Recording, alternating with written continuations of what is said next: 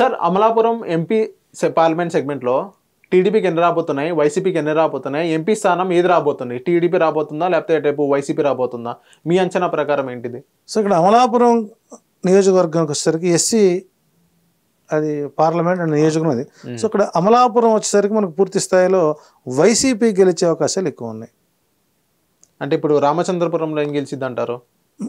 Amalapuram SC YCP, Mummidivaram TDP, Ramachandrapuram tight fight YCP,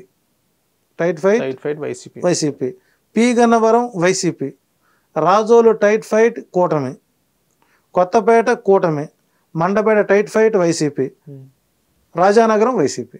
so ఇక్కడ 7 నియోజకవర్గాల్లో parliament నియోజకవర్గం వైసీపీకి ఎడ్జిలో ఉంది, పెద్ద భారీ మెజార్టీ అయితే రాదు.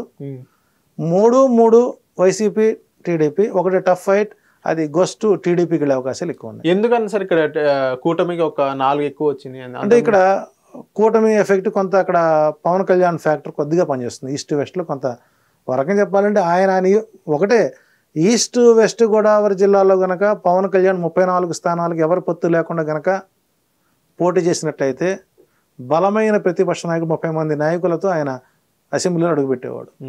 సో మరి అంత బలమైనటువంటి అసెంబ్లీ అని వదిలేసుకున్నారు ఆయన.